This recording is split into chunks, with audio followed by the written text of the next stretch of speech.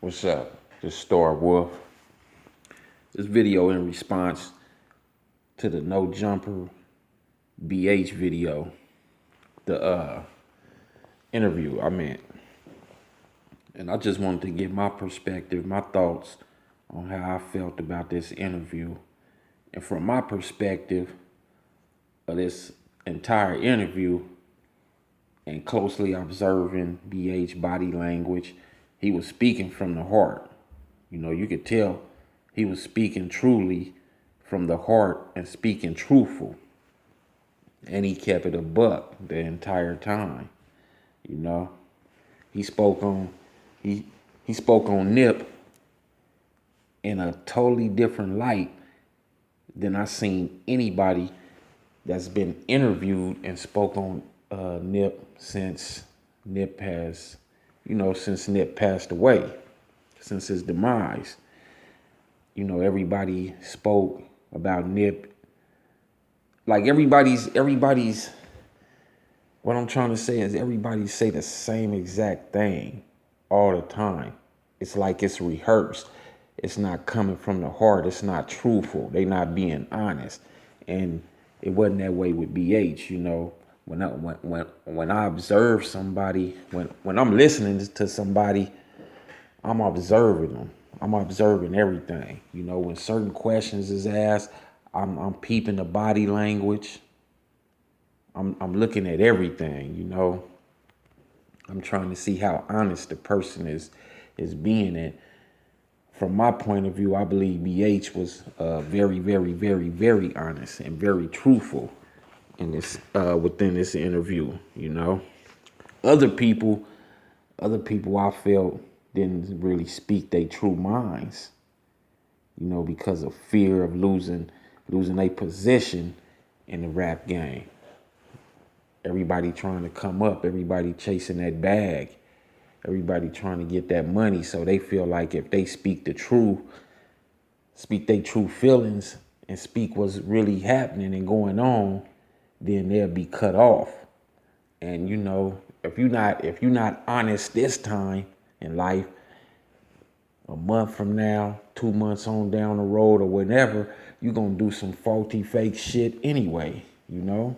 That's how it is. So that's how I felt on the whole situation. Now, when he spoke on Shitty Cuz, and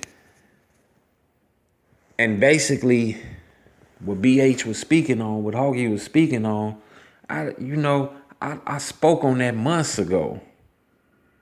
He just came back and reiterated, to be honest. He just, you know, what I said, it was like he just made it all the way 100% true. You know, I go back and listen to my videos when I spoke on Shitty Cuz. Just go back and listen, you know. Like I said, everybody knew Shitty Cuz. Ain't no such thing as we don't know who he is. He wasn't from 60s. Who is he? And that type of bullshit. Everybody, you know, everybody knew who Shitty Cuz was, and motherfuckers was dealing with him. Motherfuckers was fucking with him.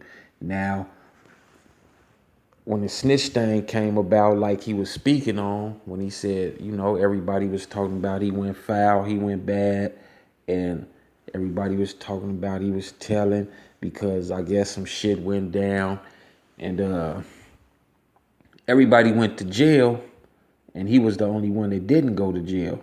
Now, there's been times where shit pop off like that, and it might be 3, 4, 5 people. They all get caught up, and everybody go down, and one person get out. That is gonna look like the person is telling and snitching. But honestly speaking, you still gotta have some type of proof. You gotta have some type of knowledge of that. You gotta have them facts. You gotta have that paperwork. And I didn't hear BA say that. To me, honestly speaking, if that many people were saying he went bad, of course, if one person say it, then it's going to circulate around the neighborhood. And everybody gonna start saying it. It don't matter if they seen paperwork or not. Everybody gonna say what the next person said. If 2 or 3 people say he was snitching, then everybody gonna say he was snitching without even seeing some paperwork. So that's what the situation is, you know. And like I said, when shit go down like that, yeah, people gonna look at the situation and be like, yeah, hell yeah, he telling. Everybody went down and he out. He had to tell. He must have told something. But a lot of times that ain't the case. That ain't the truth, you know.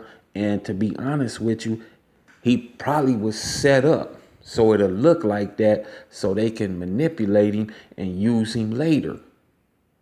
Didn't you hear when BH said he disappeared? Of course, if people think you telling or whatever, even if you ain't telling, you gonna feel uncomfortable. You're not gonna want to be in the hood no more because you like, damn, people gonna start looking at me crazy. They gonna start wanting to do shit to me. So yeah, hell yeah, he disappeared. And then he started popping back up because they keeping tabs on them. That's why he went to popping back up. So it wouldn't look out of place.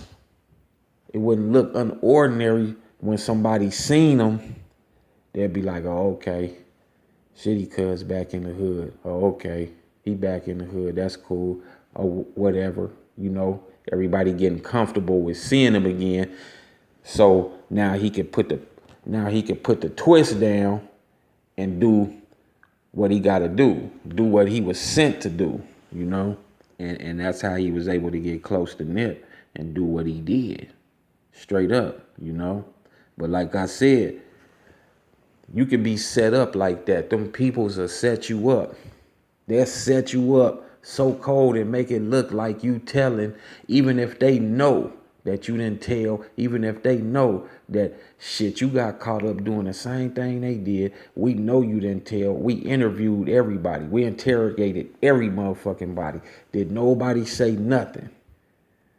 But we gonna make it seem like he said something because we got a bigger agenda going on. So we gonna use this person right here and we gonna manipulate him.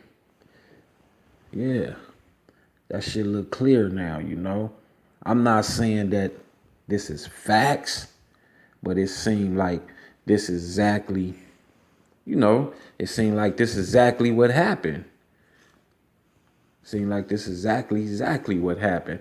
And like he said, how the hell did he even get that close to Nip anyway? That's a question we all been wondering. Then he spoke on Wack.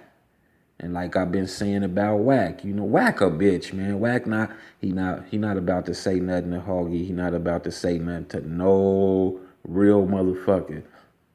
Because he know.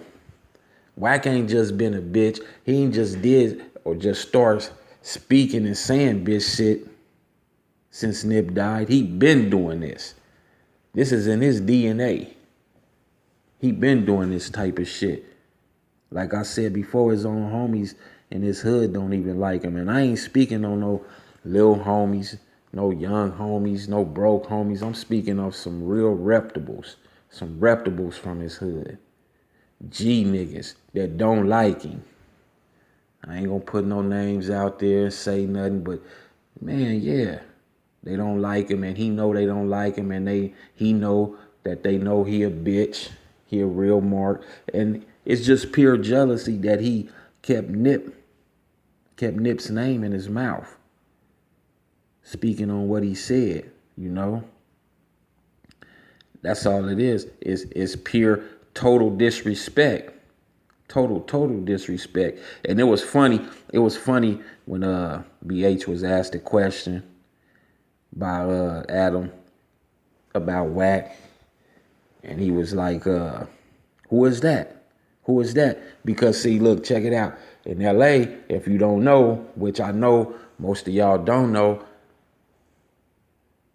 this is how everybody get at everybody, you know, especially the youngsters, like when they speaking, when somebody asks where somebody from, like, hey, what's up, homie? Where you from? Or, you know, and the person say they hood or whatever, you know, they say what set they from, and the other person respond like, never heard of it. Never heard of that. You know what I'm saying? That's disrespect. So You know, that's like a lot of people, you know, they really don't know. You know what I'm saying? That was funny to me because I already knew what time it was. Straight total disrespect. And the way when he asked him about BG Knockout as well. You know, my whole thing is this. Why in the fuck didn't nobody say nothing like they did against Kodak Black? All of them made videos and shit. All of them made videos talking about what they was gonna do. But when Wax said something, they didn't make no videos or nothing. Straight bitch shit. Straight mark shit. Straight mark shit. But that's how, you know, that's how it go. That's how it go when motherfuckers really feeling they jealous. They keeping that animosity in their hearts, and they been jealous, you know. They been jealous of Nip. And Blueface not saying rest in peace or, you know, sending his regards and his love towards Nip was very disrespectful. Even though the schoolyards in the 60s is beefing and don't get along. Shit, look at Schoolboy. Schoolboy from Fados Hoover. He sent his love to Nip. And like I said, he from Hoover, and everybody know how Hoover in the 60s is. Shit. Schoolyard ain't even beefing with 60s like that, even though they beefing. They can't even hang with the 60s. So he should have, and being the type of person Blueface is, he not even a real Crip.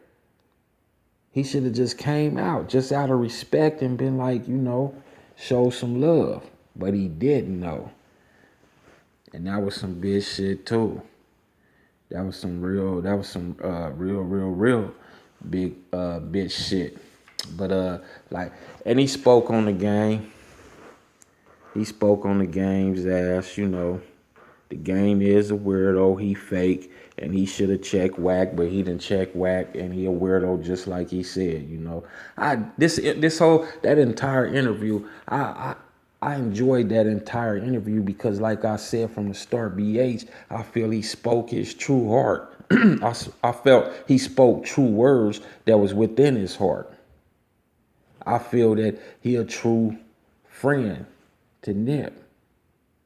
I feel that, and one of the reasons I feel he a true friend is because if you able to speak to somebody's woman all the time and go over to her house, that was your homeboy's house too. Now your homeboy dead, and you able to go over there and you don't have no type of ill feelings in your heart, no type of shadiness like trying to get at her, trying to have sex with her or nothing like that. You a real motherfucker, you know? That's a stand-up dude right there. Because most motherfuckers wouldn't even do it like that. They wouldn't even care. They wouldn't even look out. They wouldn't even give a fuck. They'd be like, out of sight, out of mind. That's my homeboy. Now he resting in peace. But shit, I've been wanting to fuck her for the longest. I've been wanting to fuck her. I've been wanting to get at her anyway. So this my chance.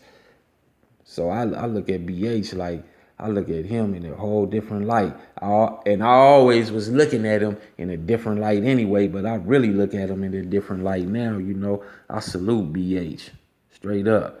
He said he got some shit to show the world. He said he got Nip on his album, some shit he never released. And, you know, I can't wait for that. I can't wait to hear, you know, what that's all about, hear how that sound and what it's going to be about. I know that's going to be fire. And anyway, you know, like I was saying, I salute him, you know. And another thing is, one reason I never said nothing and spoke on Jay-Z and said he was involved in the Nipsey situation, because I never believed that shit. You hear what BA said? If Jay-Z come with the right contract or whatever, yeah, motherfuckers know what time it is, man. But anyway, them was, you know, that's my thoughts. That's my thoughts on the interview. People was asking me how I felt about it. You know, that's my thoughts on that interview, you know. I look at a lot of interviews. I look at a lot of people when they talking about Nipsey. and speaking on Nipsey, you know. And I watch that body language, and I watch eyes too. You know, I watch the eye movements. The eyes is the windows to the soul. And most of the celebrities, most of the dudes is liars. They fakes. They out there to promote their own shit. They out there using Nip's name to get bigger. Like he said, fake love. Posting pictures every other day or every week of Nip. That was funny. He said, don't you got some dead homies shit from your hood? Post them. I mean, but that's some real shit though. But anyway, let me know how y'all feel about this, man. Let me know how y'all feel in the comments section below. Let me know, you know. Make sure you subscribe. Hit that like button and the notification bell. Make sure you share this video. Peace.